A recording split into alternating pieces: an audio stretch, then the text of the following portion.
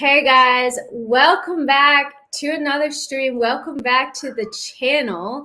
I'm super excited to be back. It's been a while since I've actually done anything on YouTube. I was telling Eunice oh man, I just have not felt like doing anything the past couple of weeks because I didn't know what to talk about. But there's going to be tons to talk about today. We're going to do a season wrap up and we're going to look ahead to the summer as well because there's some news popping around now. And so, Eunice, first off, how's it going? Thanks so much for joining. No problem. I'm good. Season's over now.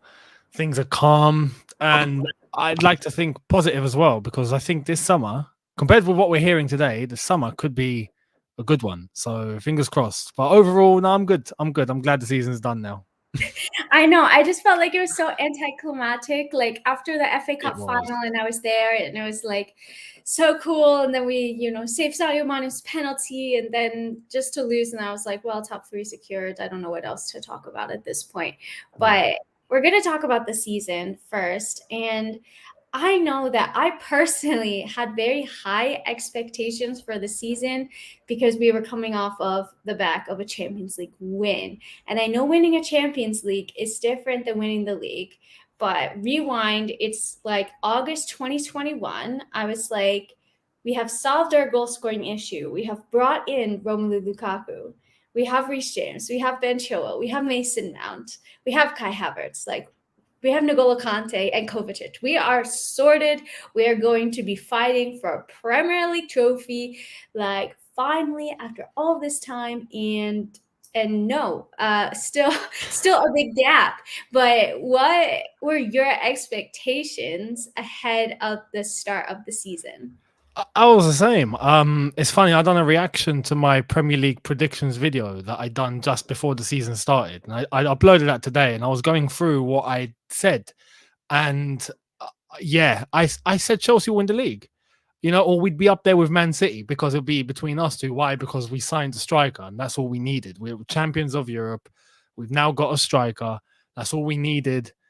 We're gonna compete for the title, surely. And I'd like to think our views were kind of justified because we did remain top of the league up until the 14th match day of the season, which is a good third of the season, and it was looking like everything was good. But after that, yeah, that striker that we thought was the final piece of the puzzle wasn't the part of the puzzle at all. Injuries left, right, and center. It just all went wrong. Later on, sanctions and all that. But yeah, overall a little bit underwhelming based on the expectation, but to be honest, with the way it all ended, I'm satisfied. For now, I'm okay. Considering what we've gone through hell. Yeah, and I like that you mentioned, there's just been so many things that have happened Yeah. this season that no other team has had to deal with.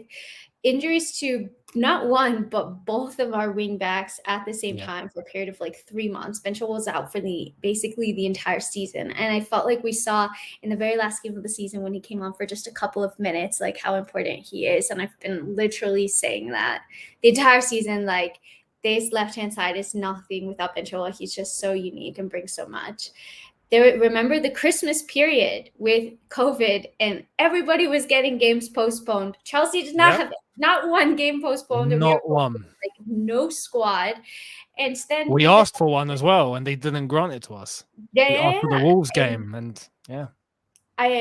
I felt like we really dipped there, but it was expected because the players are playing every couple of days. You have the same people playing. They're playing through injury. They're playing through illness. They're just recovering. And so then on top of that, you have the sanctions, and they affected me. I was feeling so down about it, and I have no it does not affect me really as a person. I still am able to live my life, and they're in the limelight and have to deal with all of the questions and uncertainty. So I think given all of that, I think that the team handled it the best that they could. And I felt like if you take all of that out, which I know is a lot, but I feel like those three things are things that no other team really had to deal with, to the extent that we had, especially the last one. We could have maybe cut the gap, but there still were certain things that I think, need addressing. Yeah. And we will talk about that. I want to get to the summer in a bit, but let's kind of start, I don't know, maybe on like a higher note. Let's talk about who was your player of the season. I mean, it's pretty obvious. I think in terms of consistency, Mason Mount got it for a reason. And I think everyone can agree. I don't want to be the guy that just puts out just the one name and that's it, the name that everyone says. I do agree Mason Mount deserves it. And therefore, he won player of the season. But I think there are I'd say a couple, because it wasn't everyone, a couple of other names that could be in for a shout. Mainly in defense, I'd go with either Thiago Silva or Antonio Rudiger. Yep. Overall, those two. Reece James, with the games that he's played, has been flawless, but he did have that portion where he was out. But every game he has played, I reckon if he had a full season, he'd probably be player of the season, because he was playing like it. And when he returned, he still played like it. So it's unfortunate that he had quite a large portion of the season injured. But yeah, I reckon Mace, Thiago Silva, Rudiger are the guys. Everyone else had a lot of inconsistency at some point. So yeah, and I totally agree with you about Kovacic as well. Kovacic is a shout, just to say, yes. Yeah, I saw this, and I completely agree that Kovacic is a shout, but for me, the reason why he's not in the same like stratosphere as the others is because he was out injured for too much of the season. That too. He didn't play enough for me. When he did play, I felt that he played well, and I do think that he is super important to our midfield, and our midfield looks better when he's on the pitch. But I just didn't feel like he was playing consistently enough to be able to warrant player of the season. Same for Reece James, like you mentioned, and he has like the same numbers as Trent in less games, which I found insane. And he was not only that, but I felt like he was consistently the one who was like unlocking the defenses, and if Chelsea were struggling to score a goal, he was kind of the one that pulled the goal out of nowhere. It was like, okay, here you go, like now we can start scoring. I really like I think like Mace deserves it for me. It's between Mace and Thiago Silva. Like Rudiger had a really good season as well. I think maybe with Rudiger leaving, it maybe like lessened his chances a little bit of getting it. But I agree, like those three are top three for me. Do you have a favorite moment of the season? Is there anything that has stood out to you particularly? Oh, that's a good question. I haven't thought of that. We've been through so much darkness this season. I forgot about I the good know. times. I would say there's a couple. I would say the Kovacic goal and Pulisic goal against Liverpool. That comeback was quite cool to see. I thought we'd go on to win it. The comeback against Real Madrid that we had was definitely, I think, the highlight, even though it was short-lived. But that moment was like, oh my God, like it felt like last season again. Apart from that, I mean, we had a really good spell at the beginning, as I said, up until match day 14, we were top of the league. So it seemed like everything was going quite well. Like 4-0 against Juventus, like that was a highlight for sure. Yeah. I think at that point, we felt like, we're the best team in Europe right now. Yeah. Easily. 7-0 against Norwich. 7-0 against Norwich. I was at that game. It was incredible. I absolutely You were there for that, weren't you? I was there. Yeah. I'm really bad. You guys know this, that I'm really bad at remembering scores of games. Like it could happen the week before and I'd be like, what was that? Who scored? Like I have a really bad memory for these things. Ask me a birthday, I will never forget it. But for scores of games, I don't. But I remember this one because I was at the game and it was really cool. Those are all really great shouts. For me, like, well, this is more of like a personal one, but like going to the FA Cup final, it was my first time being at Wembley, which was super cool. But that it's more because like I got a cool experience out of it, not because the outcome was particularly good for us. But I got to see the women win, and I got to see the men. Reece James walked like right past me. Christian Pulisic walked right past me, and I was wearing a Pulisic jersey. I was like, oh my God. I'm like a little embarrassed right now. But that was a super cool experience. That is pretty cool. Yeah, no, it was insane to be like pitch side doing stuff for the Chelsea in the USA page. What was your low of the season? I've got a list. Unfortunately. No, lowest, lowest, I reckon when we had a portion, I think, was it after the last international break or the one before that, where we just kept dropping points. We were just Yeah. losing. There was that, because that was consistently one after the other. I mean, we dropped points against Brighton, we dropped points against Everton, and then we went on to lose some games, and we was like, oh my god, this is going mad. I'd say it's safe to say for everyone. Oh yeah, the 4-1 against Brentford was pretty shocking. Oh, that was shocking. That was so Um, shocking. I would say when the sanctions came in, though, as a club, you could feel the uncertainty, and it was a case of, oh crap, our season's over now. Even though technically it wasn't, but seeing us go through that, and the onslaught from all angles, everywhere, and including the government here. I mean, at that point, it was like, flipping out. We're not just getting targeted here, we're getting made an example of. Like, for what reason? Why as a football club did we have to suffer? That was pretty low, because you could see it affect everyone: the fans, the lack of attendance, the players, Yeah. the manager. Tuchel had his own issues, divorce. Like, I'd I say don't that know. time was terrible. I don't know how he managed that. Like, this Not guy neither is do my I. hero. Like, to have all of that going on personally and then professionally as well. Yeah. And he kept it together. And I think, like, even with the performances that we had, like, I felt that for the majority of them, that I could see that Tuchel had coached the side to win at least. And then maybe there were a lot of individual mistakes at one point, where it was like every week it Tons. was like somebody was making a mistake that led directly to a goal. But I felt that Tuchel had actually done his job well. Yeah, first leg against Real Madrid was Yeah. a low. Because And I then felt like we were out after yeah, that loss. yeah. I was like, we're done. And then when we actually got out, I was in the stadium like, well, damn. Like, I would have preferred to get bad. I don't know, like, which one's worse, like getting battered or having the hope and then having it pulled out from underneath you. That Like, hurts more. Yeah, it I hurts feel like more. it hurts more. Like, it's the hope that kills you. Absolutely. The Carabao Cup final loss. For me, the FA Cup loss was, I literally started crying in the stadium. Maybe I shouldn't Did you? reveal this. I actually started crying because I I just felt that we were so close. And Yeah. after we saved Sadio Mane's penalty, I felt like, oh, we actually have a shot to We're beat gonna do this. Liverpool in this match. After the match, it was super. Um, the words coming to me in Spanish, like desagradable, like really not nice. Yeah. Because I stayed back afterwards to try to film like a review video inside of the stadium. So saw the players of the club and whatever. And so when we were leaving, all the Liverpool fans were leaving.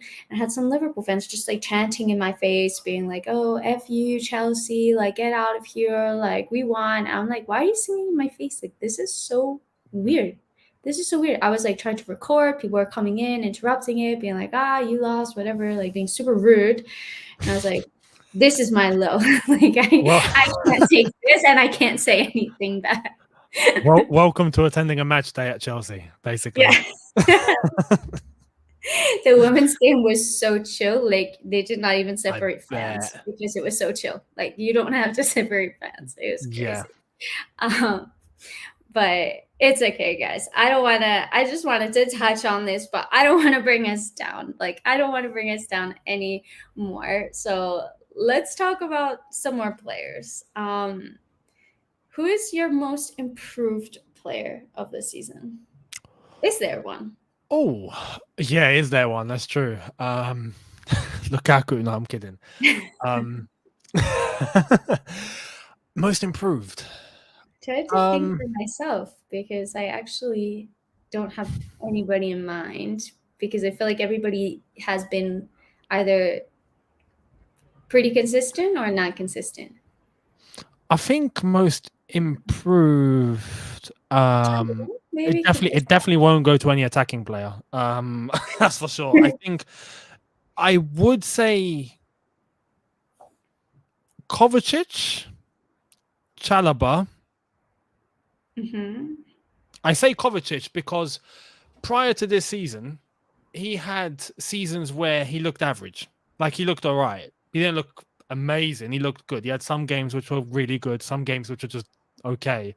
Most games tended to be okay, hence the criticism that he got most of the time. But this season, everyone's been like, yeah, we need Kovacic. And that is the improvement. And that's where I'm looking at it from. Chalobah being offered the chance to come into the first team when he didn't expect it. It was a case of, we don't have anyone else. Chalobah, you need to fill in. Here's your chance. And he took it. And that was amazing. So I would say those two personally. I don't want to say Reece James because everyone already knew, even though Reece James is getting better and better.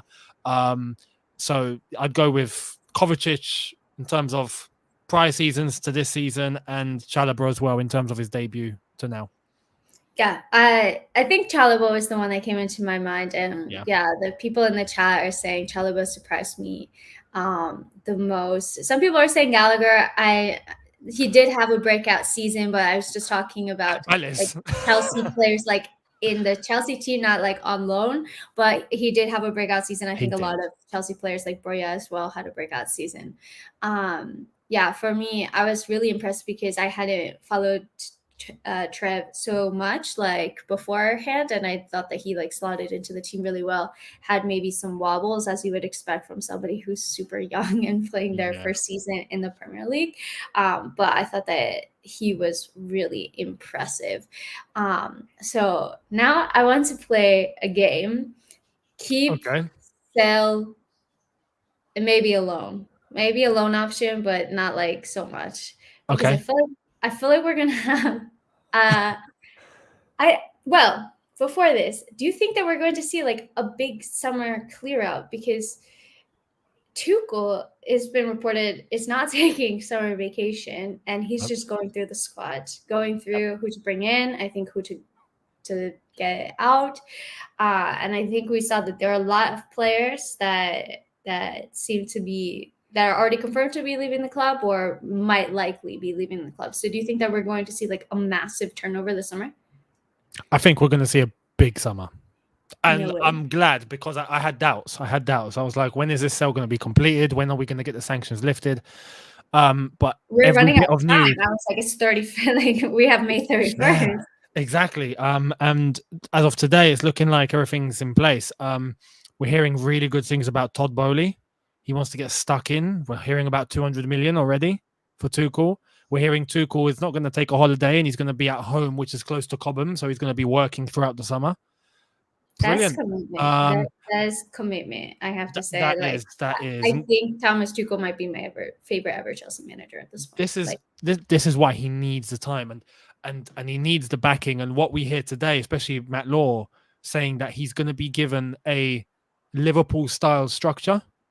I'm like, this is what we need. Now, if we have the correct scouting in place, Tuchel is in for a really, really good time. So I think we're going to have a clear out. I think players are leaving, not just the ones we already know about. And I think we're going to get, hopefully, quite a few lads in. So yeah.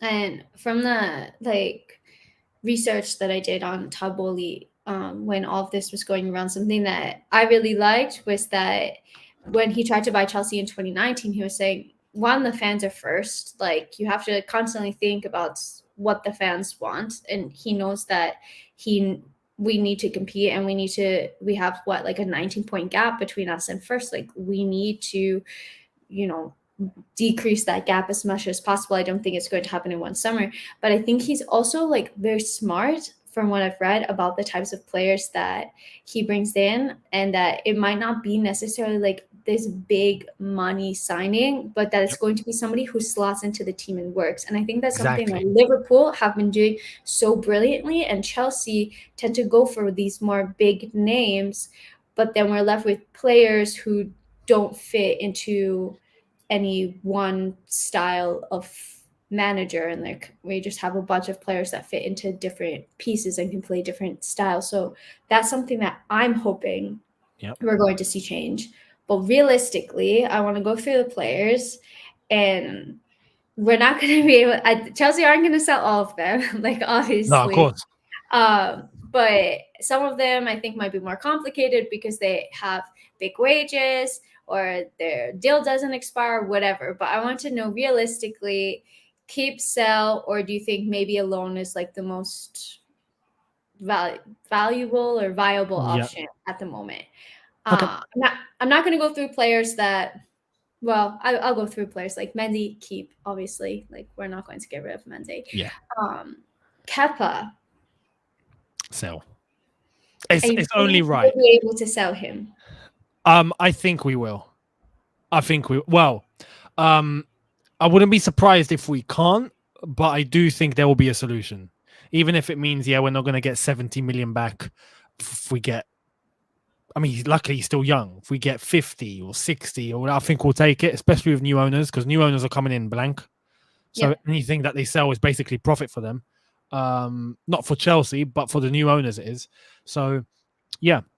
I reckon sell just for everyone. I'm not that I'd want him to go. If he stays, I'm happy. But yeah, he should be a number one somewhere. He should be playing every week. He's been really patient. He's been great for us this season. He deserves to play. So I say sell. Yeah, and I think like for a lot of these players, maybe they have like an eye on the World Cup as well, and knowing that they're going to want to be selected for their national team. Yeah. And so Kepa's probably going to be wanting to compete for that, even though Spain's goalkeeper is pretty set at this point, I think. Okay, let's go through the defense where I think we'll see a lot. Reece James. Loan? Yeah, he's gonna get loaned to Real Madrid because everybody's saying that they could definitely get him. Like, absolutely. Trev. Crazy. Trev, keep. Aspie. I'm in dangerous territory here because of you. How I feel about Aspie. I wouldn't mind keeping him, but he's not going to play every week. He's not even going to play most, I would say. I would honestly sell.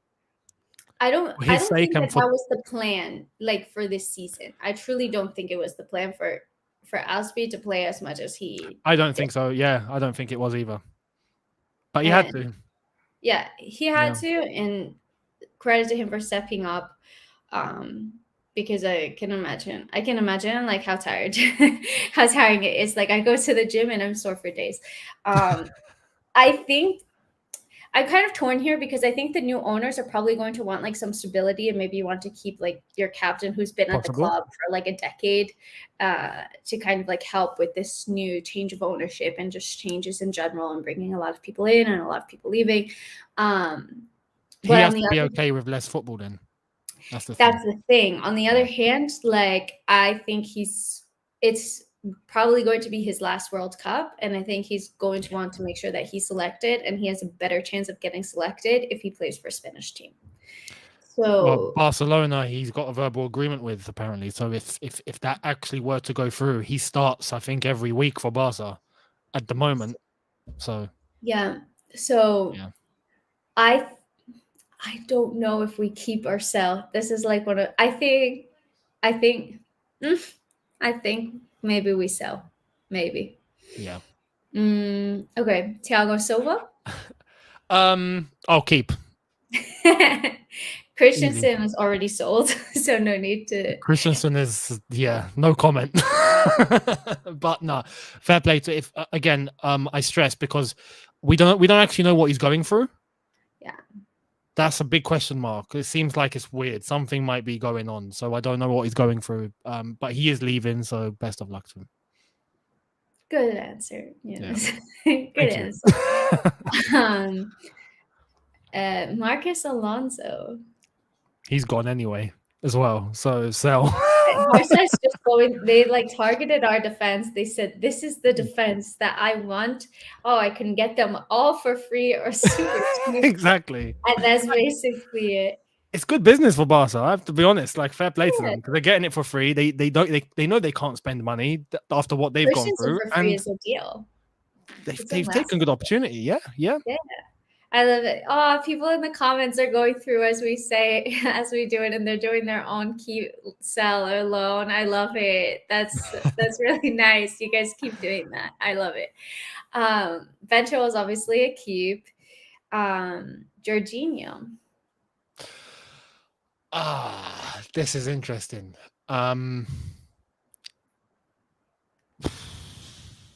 This is tough I'm like more because clear on this. I think we sell him. I think he's going. I'd like to say sell because he's got 1 year left on his deal, and we're bringing in a midfielder. I would think we're getting a DM, and Gallagher's coming back on top of that with Kovacic and Kante, who I think is going to stay. There's no room for Georgie. There's just no room for Jorginho. So he's going to go back to Italy anyway at some point. It's definitely going to happen. So I would honestly sell. I'd put him on the transfer market and see what bids come in. And I think again, like I think back. Oh well, actually, Italy aren't in the World Cup, so No, they're not. No, just kidding about that. That's crazy. Like I just take it as like a given that they like should be in the World Cup. Shout out Montenegro. No, North Macedonia. Was it Macedonia that stopped them? Yeah, shout out North Macedonia. That was like one of the shocks of the season as well, that they had to go to the playoffs, and then I was going to be them or Portugal, and then they didn't even reach like that stage. That was crazy. But I don't know. I just feel like he hasn't been playing as much recently. I feel like he's a little bit inconsistent. Like sometimes he like unlocks these like really incredible balls that you're like, oh my God, how the heck did you do that? Like nobody else would have played that ball. But then other times I just felt like he might get overrun or might be like a little bit slower in his decision making. If he only has a year left, like hopefully Chelsea don't let him go until like a year left of his contract. I don't see them renewing, especially because I think Kova is going to stay. Gallagher is coming back. You maybe bring in somebody else, and Conte as well. So for those reasons, I think we might see a Georgie sale this summer. But it's a shame because I feel like we're losing a lot of.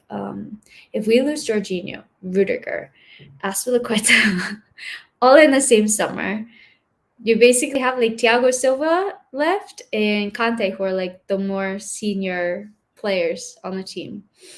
I think Kante is like kind of an interesting one because I don't think like he's been playing like his best recently. No, not at all. But I just don't see us selling him. I just don't. No, I don't either. And I think with one good summer where he can fully focus on his recovery and fully focus on his fitness and his body, and work at Chelsea alongside that. Obviously, he's got a World Cup to look forward to too. I think he'll come good. I don't think he'll be playing as much as he normally used to, but I think he'll come good. And I think it'll be a case of he'll be playing consistently, but I don't think he'll be playing 90 minutes consistently. And if we were to get a defensive midfielder coming in, maybe that can help him as well. So, yeah. I think it's going to also be a matter of like picking and choosing, kind of like you said, like, okay, we need N'Golo Kante to play because it's like this very important game, but maybe he doesn't play against like the lower half of the team, because like lower half of the table, because it's just not needed. We have a couple of players that kind of like come in there. So what about like Ross Barkley, Ruben Loftus-Cheek, sell both of them? Sell. I'd sell both. Do you think we will sell both? Barkley, yes. I'll be shocked if we don't. I really would be shocked. I was like, I knew he was going to score in the last game of the season. Like when he came on, I was like, how could he not? Like, it would, it just had to be the final goal for Chelsea in the season. Ross Barkley. I mean, yeah. But I think he's on that list of players that just need to go just to free up spaces, free up wages, free up all of that. And the same is for Loftus-Cheek, I think. I just don't think Loftus-Cheek will hit the level that we need. You know, he's good, but we need elite. I just don't think he'll become elite. And if we're going to be bringing midfielders in, if Gallagher's going to be coming in, if we're going to start doing all of that, and these lads push even further, there's no room for him once again, like it was at the start of the season where there wasn't any room for him. And I just think it'll be best if he goes. We sell, we get some money, and he gets to play every week at a club where he is playing every week. Yeah, I think he definitely could be a starter somewhere. It's a shame because I felt like he had that breakout season, he had that injury, and then he just like was never able to recover from it. Yeah. I totally forgot about Emerson. He's coming back. I don't know if we would sell like 2 left backs in one window, but Unless we get someone. yeah, but I wouldn't be surprised if we saw Emerson as well. Like, watch out for this. I think he might I wouldn't return either. to Yeah. those. Yeah. Who do we have left? Hakim Ziyech. Oh, this is Now we're getting into like the interesting. really tough ones. No, you know what? Personally, unless if Chelsea are honestly completely revamping everything, I wouldn't sell both Ziyech and Pulisic. So who do you sell out of the two? I'd keep one. Now, I'd rather keep Ziyech. Interesting. Yeah. Interesting. I saw that Pulisic took Chelsea out of his. Well, apparently he took Chelsea out of his Instagram profile. I don't know if it was ever there in the first place, so I can't. I would assume Some say it was, some say it wasn't, and I'm like, I thought it was. Was it not? I honestly, I don't know. So I don't know if it ever was, but I don't think he would. I would be like surprised if he changed it before anything was announced like officially. So that's what makes me think that maybe it never existed in the first place. But the crazy thing about Pulisic, really quick, is apparently he's having talks with Tuchel and the club this summer. What that means, we don't know. And apparently Chelsea are open to selling Ziyech if the price is right. So are we going to end up maybe letting both go? I don't know. Well, you guys know, like, I really rate Pulisic. Like, I think that he could be more consistent, 1,000%. Yeah. But I feel like he can pull like these special moments out. He can pull goals out. Ziyech as well. They're very like they're very different players, but they kind of come up the same to me. Like they can pull goals out of nowhere. They can score special goals, but they're not consistent enough. But from like a marketing angle, you have a new owner who's American. Exactly. Christian Pulisic is American. Yeah. And football is massively growing in the States, and it's like an untapped market that I think that they're really trying to expand at the moment. Like I can tell you like TV stations, because I watch all of like the games through American networks, and so they're all pouring a lot into covering Premier League, La Liga, Serie A, Champions League, and so football is really growing in the States. So I think having like the all-star American player on your team could potentially get like a lot of marketing money and shirt sales as well. Not that that's the only reason to keep him. I do think that Pulisic is a great player as well, but I think that he hasn't been consistent enough. But that kind of goes for like our entire front line. Like I just feel like we don't play anybody consistently enough, and like I don't know what's the best formation. I couldn't tell you because we just constantly are changing, and people go in and out of form. But anyways, let's move on. We have like 3 attackers left, I think. No, well, Mason Mount is a keep for sure. No, loan Mason. Yeah, loan Mason. Loan him to Everton. Let Lamp have him. Okay, Timo. I would sell. Why?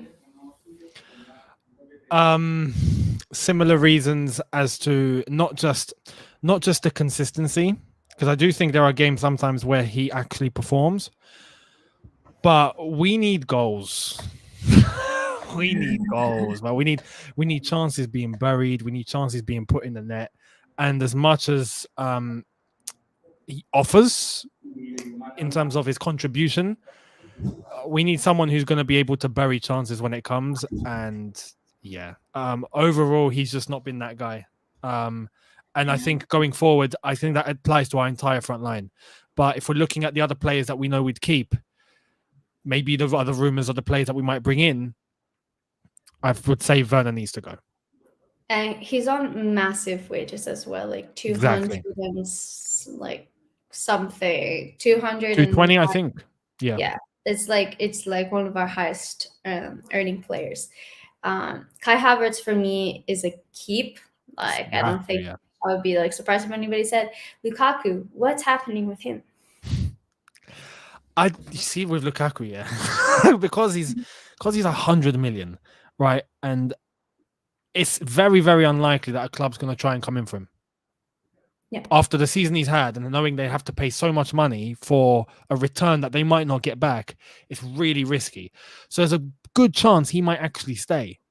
Personally, I would love to just replace if it would be Mm. possible, but to get rid of him is really difficult. When you think of the numbers, it's really difficult. So there's a case that he might just stay just by default. And there's some fans that I've seen that are trying to make the case that with the right players around, if we were to get the correct players in this summer, it might actually help him.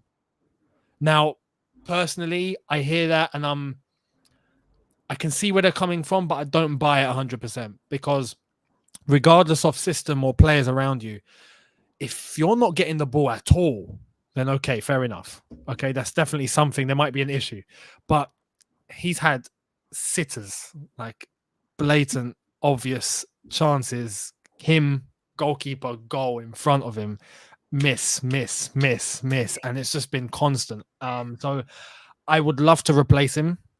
I don't think we will though, just because it's too much money. 325 grand a week, 100 million fee. Even if we were to cut the price, he'd have to cut his salary because I don't think anyone's going to pay him that unless PSG maybe. I don't think they're going to come in for him. So it's really touch and go stuff. I don't know what's going to happen with him. Yeah, and I feel exactly the same way. And I think like it was just like a weird transfer, like to make in the first place. If you look at how Tuchel plays and how Lukaku plays, like it just doesn't feel like the systems fit. Yeah.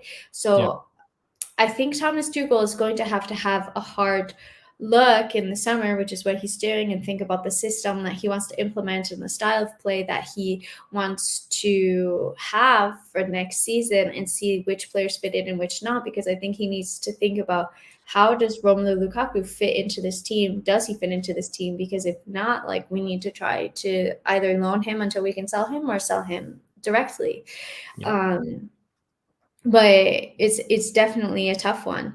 So realistically, we've named a lot of players. We said Kepa, Aspie, Christensen, Rudiger, Alonso, Jorginho, Timo, Ruben Loftus-Cheek, Barkley, potentially Lukaku. That's 10 players. Do you think that that's realistic? I think so. Interesting. Weirdly enough, I think so. Maybe it might not hit 10, but I think you're going to find a lot of people leaving.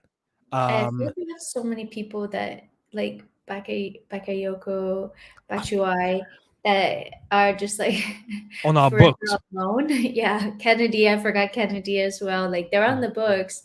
Danny Drinkwater, I think he expires within the next year. I don't know if it's this year or next. Yep. Like a lot of people that have just been on loan that I don't even think about anymore, but they are still employed by the club.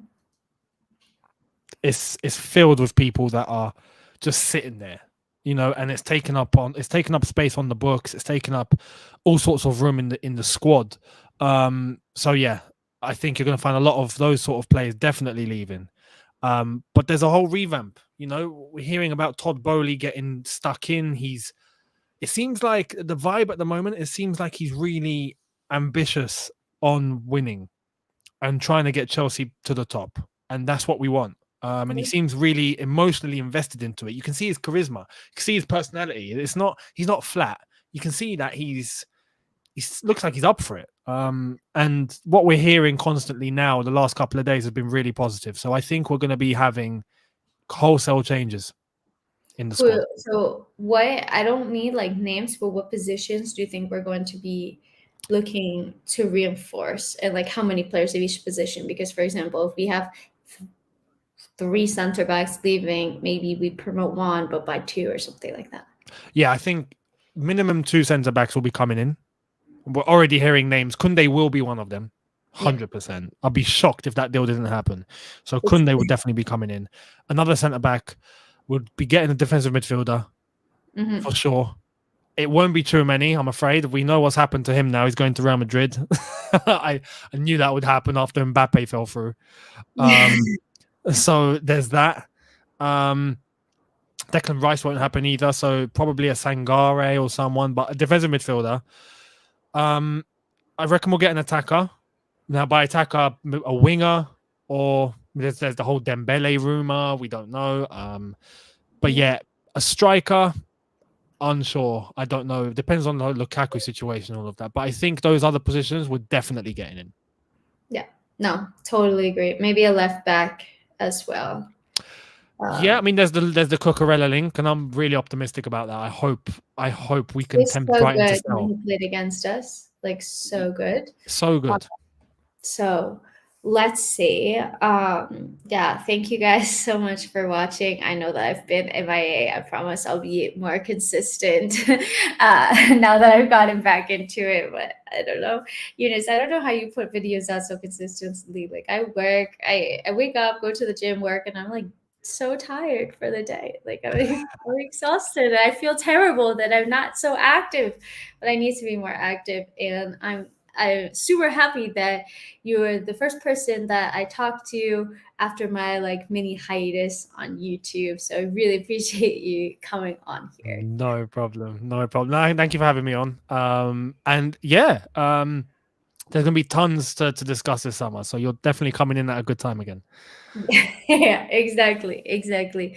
So there's tons going on. I think I'm hoping that we have like, what was it?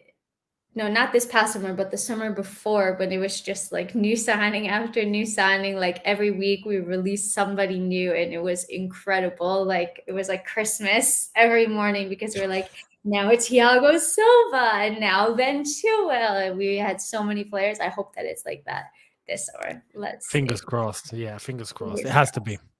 Well, guys, I'm gonna wrap it up and go. I prepped my dinner already, so I just have to cook it. But you probably already follow Eunice. Make sure to follow his channel. You have it there. You have it in the description, in the title as well. And make sure to follow my channel as well.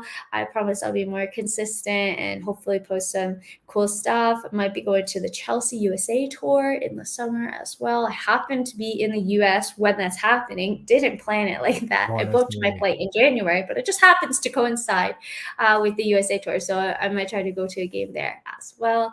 And yeah, well, that's basically all I've got for you. Make sure to follow us on socials, and until next time, we're out. Bye.